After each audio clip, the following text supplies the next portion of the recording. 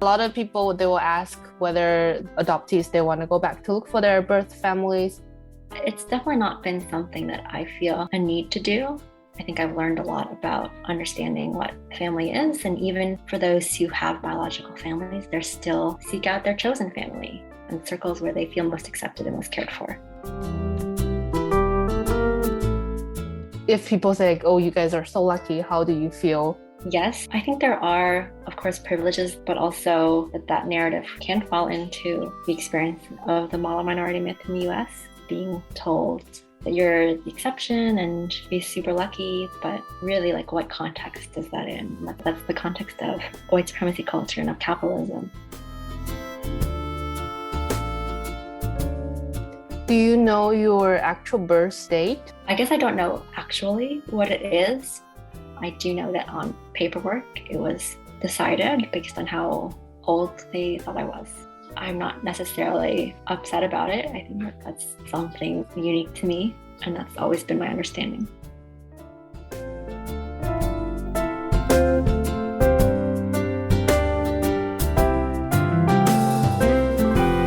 Welcome to the new episode of Oh Mama. In this show, we are not here to judge anyone's choice, but we want to hear their stories. I miss. In this episode, we are continuing the conversation about the Chinese adoptees in the US. In the previous episode, we talked with Melissa, who adopted her daughter Maya from Changzhou, China 24 years ago. So in this episode, we're going to hear Maya's side of the story. We talked about her experience growing up in a Caucasian family as the only Chinese. We also talked about her views on race and racism over the years, and her feelings towards China and her birth families. Hope you enjoyed the conversation as I did.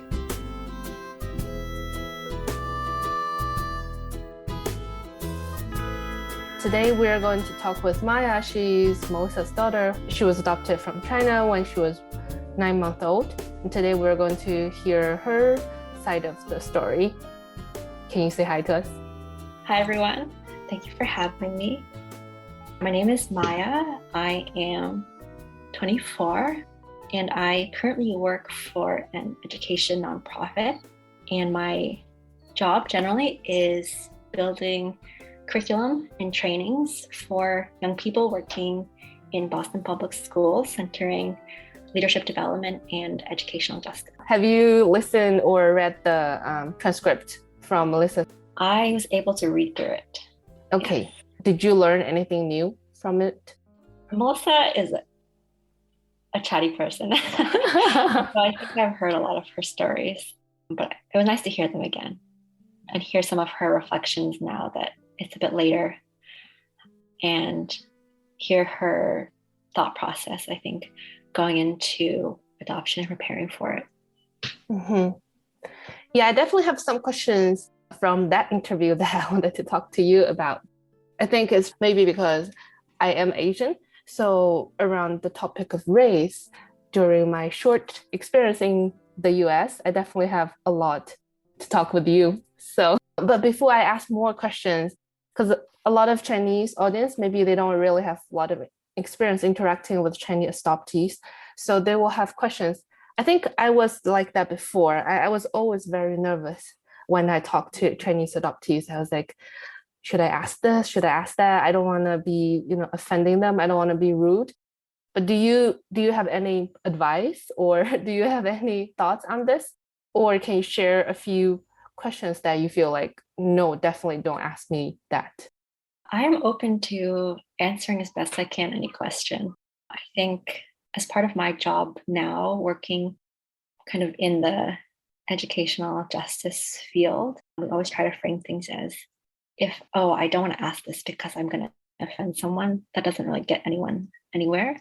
Rather, if you frame it as, I want to lean into wonder and care and extending care, then there's a lot more possibility. So I will assume that of you and try to offer the same thing to you. So open to talk about anything. Sounds great. Thank you so much. I definitely learned a lot over the years when I talked to more Chinese adoptees. The first time I heard about this group was in 2013. I was in like a cousin thing when I first came to the US. So we were all pairing international students with the American students. So we are just walking around randomly talking to people like dating site. So then this one Chinese looking girl, I was about to talk to her, and then she was like, oh no, I'm not international student, I'm American. I guess I was like confused. So she was like, oh, my parents adopted me from China when I was maybe 1 year old. And then she just left. So I was in shock because I never thought anyone would just talk to me like that, because we never even met before. So I didn't even say anything that time. But over the time, I am also learning how to just like treat each other as person and then ask sincere questions. Yeah, I think, and I'm sure we'll get more into this, but within Asian identities, there's so much diversity and so many multitudes of identities, which is really special. Mm-hmm. So let's go back to the past a little bit. So Melissa mentioned that she started telling you stories about international adoption, Chinese adoptees, before you can even understand them. Do you still remember those stories? Or do you remember if there's a kind of lightning moment when you suddenly understood, oh, that's how it works? I don't think there was one moment, but I definitely do remember, like reading books. And obviously, as I got older, it's no surprise that I don't look like my mother, I don't look like my family. And also, I think it was really valuable for me to have other friends and peers my age who were also adopted, as well as friends who were East Asian, as a way to learn a bit more about my identity. Because Melissa mentioned that now reflecting back, she was kind of like waiting for you to ask questions. She felt she was prepared, but she was waiting for you to ask questions, but she felt like you didn't really ask a lot of questions around being adopted and all those questions. Do you remember raising questions with her first?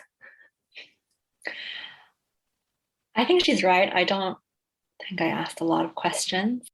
Also, to note, I definitely am an internal processor. But yeah, definitely things that I was reflecting on for myself and making sense of for myself. I mentioned in the interview that I feel it can be a little bit lonely sometimes, even though like your family, everyone loves each other. It's like a nice, great family, but I still feel like it could be lonely sometimes being the only Asian in a Caucasian family.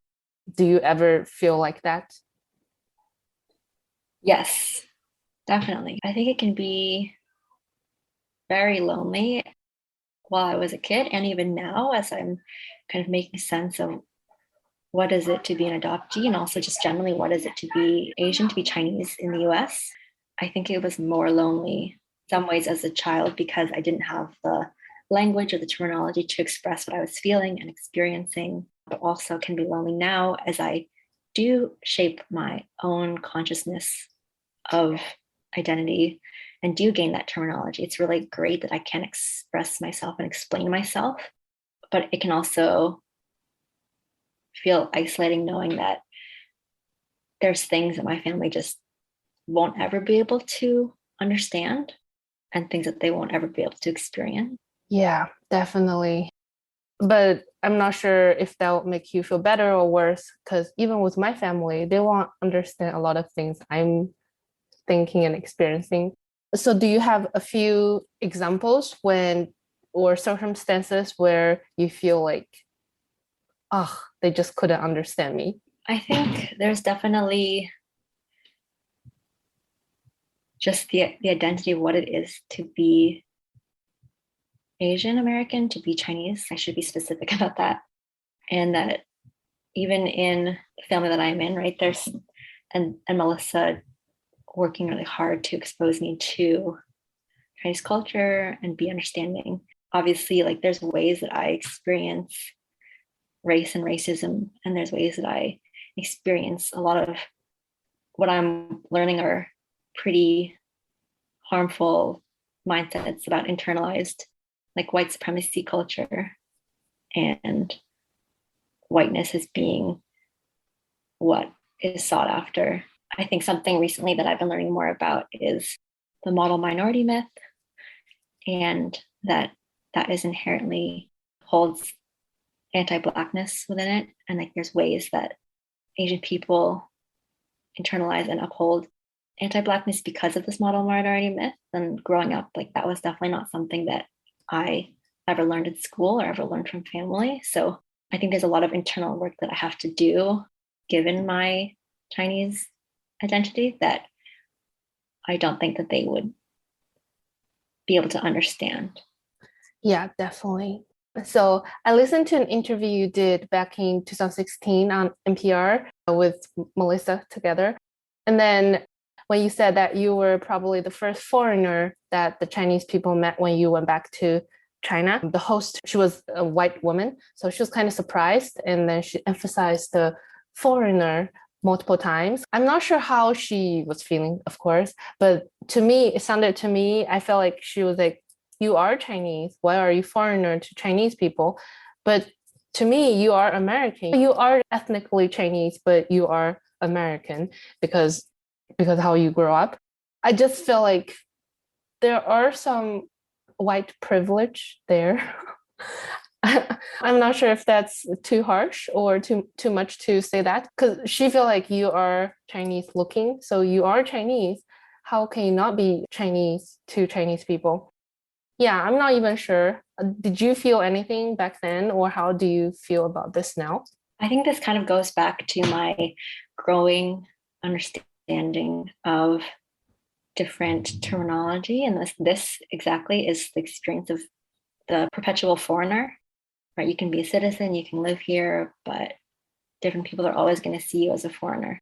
So that's one term that has really helped me to kind of gain that understanding. Whereas I think before it was just frustration. But now I know, oh, that's a real thing that a lot of people experience, especially as an Asian person. But I think, as you mentioned, white privilege, it's also important to name that as someone who is East Asian, right, and having really light skin, that there is that proximity to whiteness. So it's really important for me to still be conscious of that and the privileges that I have.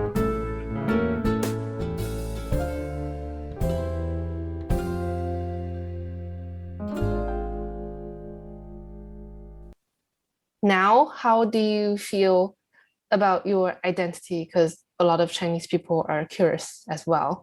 How do you kind of deal with your American and Chinese and at the same time? Now, of course, there are days when I wish it was simpler, but I think ultimately I've learned that when you share your story and you share vulnerability in the parts of it that aren't always so pretty, because a lot of this is messy, that can also help to free someone else and make them feel understood and encourage them to also share their story. So I think it is really exciting that I get to be who I am, and in my work now, spend a lot of dedicated time with other Asian people and talk about our identities together and work on development together. So the Asian people you are working with now, are they Asian American or like me, who just went to US to study? We have a really diverse group of people, and that's something that we talk about on day one together, is that there's so many nuances and so many multitudes of our experiences and identities, and it can be really empowering to be together. And it's important to recognize and learn that there are those differences.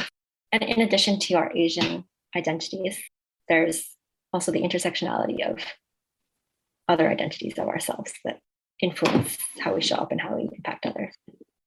So in the interview, Melissa mentioned that you went to Changzhou to do the project Touching Home in China. I also get to be a part of the post-production, so I know the story.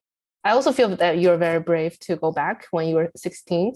How do you feel about the project now?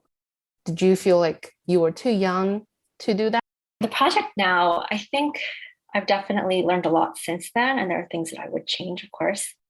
Also, I think that was my experience at that time, and that's important. That's what it was. I think it is important to keep reflecting and keep doing things like this and sharing with others as my understanding of identity develops. And as I continue to think more about my own consciousness, that's really powerful. But do you still think about the different lives that you have with the local girls? I guess one of the goals of the project is to see your different lives. Yeah, I mean, I guess with that, I guess I can think about that with a lot of people, but no, I think I'm focused on where am I now and what is the impact that I can have on those in the community around me, and using my story to share with others. Yeah, I think related to that part, because you're sharing story, like I said, I was searching your name on Google yesterday to prepare for this. I definitely see that you have done many public appearances, like events and the podcast shows. Do you feel like all these kind of publicity will make you feel pressured or make your life feel different? I think the only pressure it can have is making me feel like I have to say what people want to hear, and also kind of stick with the same narrative even now, so many years later, when really my experience has changed a lot. And as I think about who my audience might be, I also don't want it to seem like there's a single story of what transnational adoption is and what adoptees are like and what their experiences are. Sometimes the experience is really great and sometimes it's really not. So I think it's important to each time share that openness. Yeah, I was searching your name and then I found one event you did was Nanfuan and some other people. So after each name, they'll put parentheses and they can explain Nanfuan is the director of this documentary. But then after your name, it just says adoptee. I just feel like you are definitely a lot more than that, but they just kind of put adoptee after your name. Do you sometimes feel like you're kind of trapped in this adoptee identity? Of course, I do think it is central to who I am. Yes, I do think that. I think that there's an expectation for me to want to be super vulnerable and talk about it whenever other people want me to. But sometimes the framing is not right for me.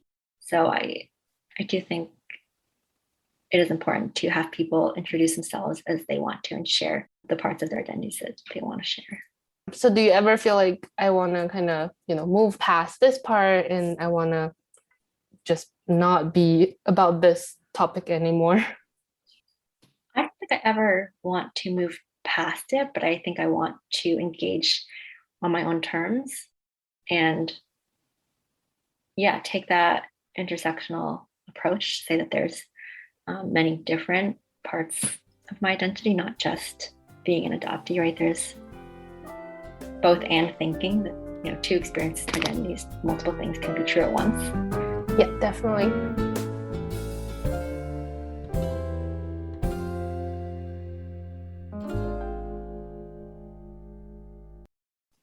So let's talk about China, because that's what our Chinese audience is most interested about. At least some of them are very interested about. So, because a lot of people, they will ask whether the adoptees, they want to go back to look for their birth families, parents. I understand that everyone has a very different opinion. Have you thought about finding them? I think Melissa talked about this in her portion, but it's definitely not been something that I feel a need to do. I think if that's something you want to do, then you should definitely go for it. That's your experience. But I wouldn't say I would pressure anyone to do that. I think I've learned a lot about understanding what family is. And even for those who have biological families, there's still many people who seek out their chosen family and circles where they feel most accepted and most cared for. So I think with that understanding of care and family, it's everyone's own choice of people they want to surround themselves.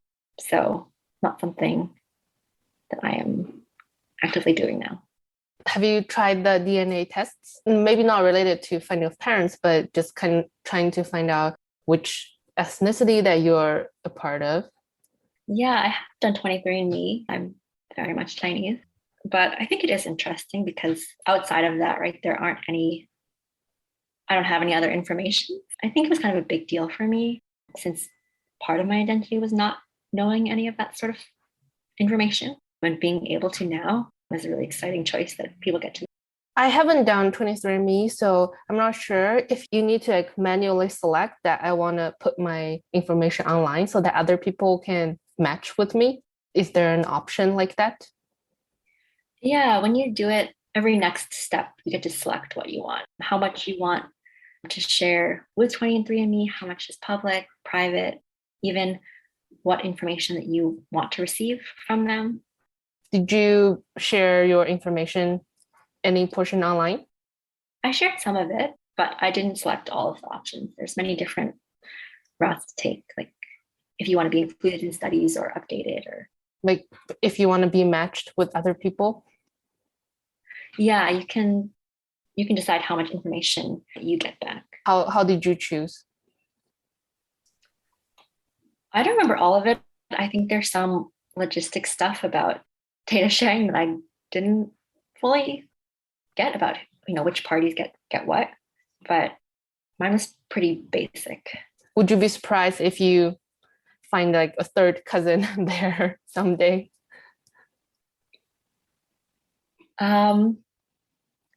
Not really for distant cousins. I think that's pretty common, but I think if it was to be a more direct relative, I would be more surprised. Okay. So do you hope or hope not that you ever get a match on there? I wouldn't say I dwell on either option. I think it's out there. And if it happens, it does, but I'm not really tied to it. I guess your thinking around this topic would be kind of disappointing to Chinese audience because people like someone who either is like, yes, I want to find them, or no, I hate them, but not like, oh, I don't really care about them. But I think that's good. That's your choice, of course. So in your interview in 2016, you mentioned that you kind of similar to your attitude towards finding your parents, you didn't really make extra effort, or you didn't feel like you need to make friends with people from China, like students from China when you were in college. How do you feel about this now? I mean, I think friendships should shape out of many different things and different commonalities. But I think recently, yeah, I've definitely learned the importance of shaping a community with other Asian people, other Chinese people, and talking about experiences and similarities and differences. I think when I was younger and was tending to reject that, I think that came out of somewhat harmful internalized beliefs about wanting to associate more with white people. And I've had to do some reflection on that and think about that that's not random, that white supremacy culture is everywhere. And if I grew up in a family that was white, that I would want to also kind of buy into that. So I think now it's been really meaningful to have the API community that I do. You mentioned that you share experiences with other Asian people. Were you surprised to find out anything that you have in common, or wow, that's totally different? I don't think anything really surprising, but just kind of recognizing that there's aspects that I wouldn't be able to relate to when, for example, people are talking about their family ancestry and their ties to that and how it's really shaped their experiences. I definitely didn't feel as connected to that because I don't have that same context, but that's not something that's really surprising.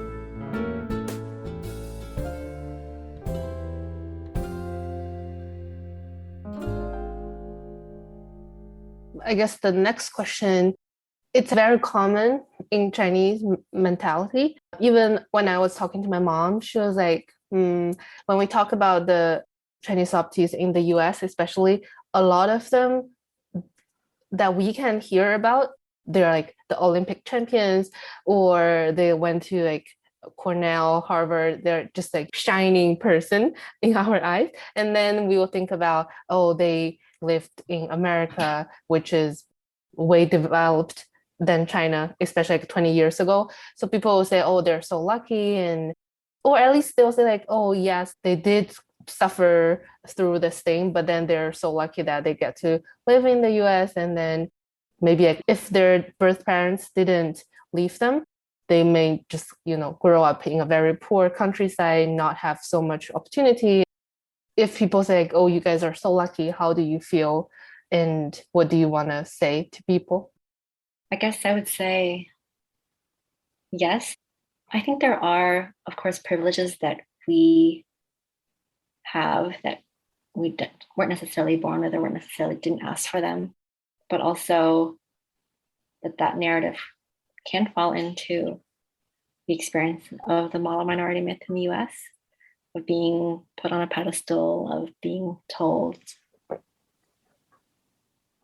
that you're the exception and should be super lucky, but really, like, what context is that in? And that's the context of, and I keep saying this, but that's the context of white supremacy culture and of capitalism. And I think that can be harmful as well. So, and as you know, right, existing in the US, being Asian, being East Asian, can also be really challenging. Yeah, tell me about it. Do you want to say, like, stop saying that to me? I wouldn't say don't say that, but I think it would be important to reflect and learn more from like a systems analysis of why that's a really common phrase, and I guess the reality of culture in the US. Do you still keep in touch with your other Chinese adoptees friends? I think I, especially in the pandemic, could have done a better job. But yeah, I definitely keep in touch with a few of them. And even if we don't talk all the time, consider them friends and people who I would be happy to see. Do you feel like even between you guys, you still have very different experience? Yeah, I mean, I grew up in Cambridge, and some of my friends who were adopted in the same group as me definitely grew up in different areas, which I think can definitely influence experience of how much you feel belonging and inclusion in your community where you grow up. But also, I mean, everyone's individuals, their understanding of their stories is going to be different. One last question about this part, because there are not too many documentaries or movies about the Chinese adoptee community, especially available in China. So a lot of people, they have watched somewhere between the documentary about 4girls. Have you watched that? Yes, some time ago now. Yeah, me too. I think I watched it in 2014, so 7 years ago now. How do you like it?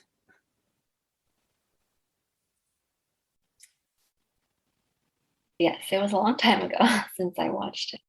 But I think it's always nice to center on people's stories. So that was really nice. And that they were all different. Because that's the reality, that everyone's narrative will be their own. But I think I agree. I think overall, adoptee, especially transnational, transracial adoption, is not a common thing to learn about. But also in the US, general API history and narratives aren't really talked about either.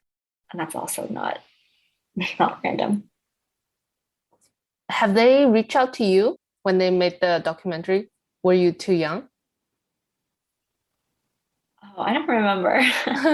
Yeah, because I remember 2 girls were a little bit older, even just like 16, 17. But I think especially one girl, she was like 10 or 12.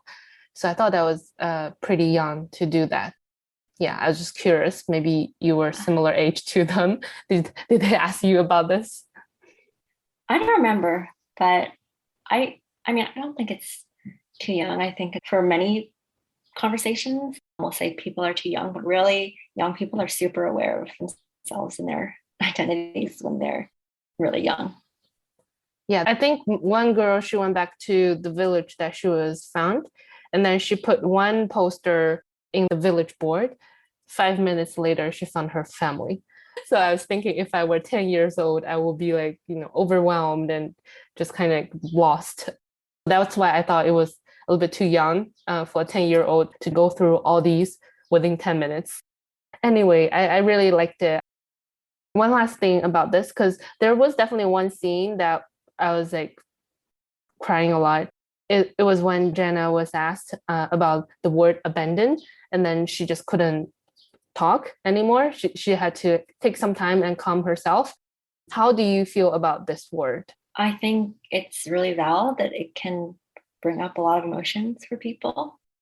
But I think that it is what it is. Also, it's important not to think of it outside of context, because there is a lot of context to people making the decisions to have children, to not have children, to give up their children. So it's not just an individual, it's an individual in a system and in a very rich context.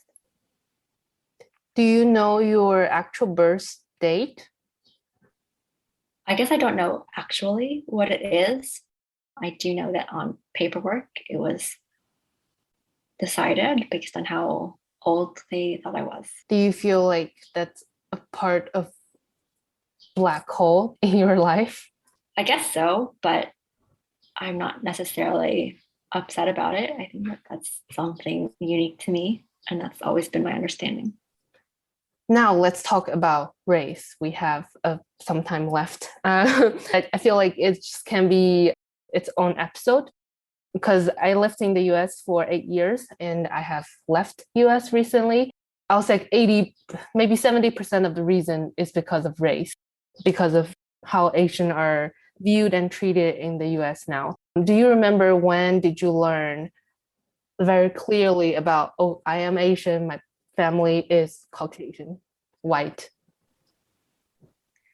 I mean, I think with many young people who are not white, race is something that is going to be really central and going to come up.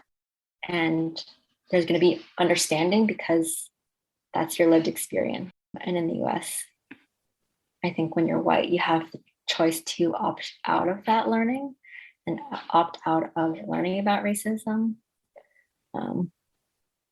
So I don't think there was a distinct time. It was part of my experience. Do you feel like you were treated differently when you were alone versus when you are with Melissa or with your other family members? So the question is, do I feel like I was treated differently based on like who I was with? I mean, yeah, everyone has prejudice, right? It's just a matter of how much that prejudice influences you each day. It's not a matter of like, do you have or do you don't? It's like, how much do you have and how much does that influence you? So yeah, I mean, I've definitely been treated different ways based on different people. And I think one reason I've really found great community with other people who are POC is because there is that shared understanding of having to unpack race and racism. And there's just a different type of ease with that. Can you give us a few examples where you feel things would have been differently if you are with an Asian person or if you are with your white family? I mean, I think this kind of goes back to my other answer, but I think if I'm with white people, it's, yeah, given how I have a light skin tone and how I have proximity to whiteness, I think it's easy to not talk about race. And I think there is a lot of colorblindness that I've experienced, which is a whole nother thread of kind of problematic understanding of race. But when I'm with other people who are POC and people who are Chinese, it's much more common for us to talk about our racial identity. So when I read other Asian people's stories, they will say they had a period where they wanted to be white because of the whole society, how people view the white privilege and everything. Maybe they'll dye their hair to a lighter color. Have you, maybe when you were younger, had that thought or made that effort to make yourself feel lighter? I think a lot of young people of color will say the same thing, because when you're told and shown in so many ways that whiteness is desirable and you'll be treated better and you'll be prettier and you'll be given better opportunities, of course you're going to think about it. So I definitely did that when I was younger, and it's something that I spend a lot of time reflecting on, that those internalized beliefs, and trying to kind of unlearn that now. About the future, have you thought about becoming a mother yourself one day? I guess abstractly, maybe, but not concretely. I think if I were to, it would be much later down the line. I don't foresee myself doing that anytime soon, but definitely open. Even though you mentioned you are not interested in finding your birth families, but if one day you really meet them, what do you want to know the most? I guess I would want to know what their life story is and how they're doing. I think it'd be interesting to hear the stories of their life and their hopes and their goals, and just see where they're at now. I appreciate you doing this. Yeah, because I just feel we need to learn more, especially Chinese people who don't read English. Because every time when there are stories about Chinese adoptees, it's because like they won the Olympics, or for Jenna Cook, she was kind of a big story back then when she went back to Wuhan to find her birth family, because she did a whole like DNA test with multiple families. It's not normal story. It's not like regular life story. So I just wanted to bring some just regular life story of Chinese adoptees. They are like fine now. I just want to bring this perspective. Sure. Thank you so much for doing this with me. Yeah, of course. I appreciate you considering me. Thank you for your time. I'll talk to you soon. Be in touch. Yeah. Bye. Good. Bye.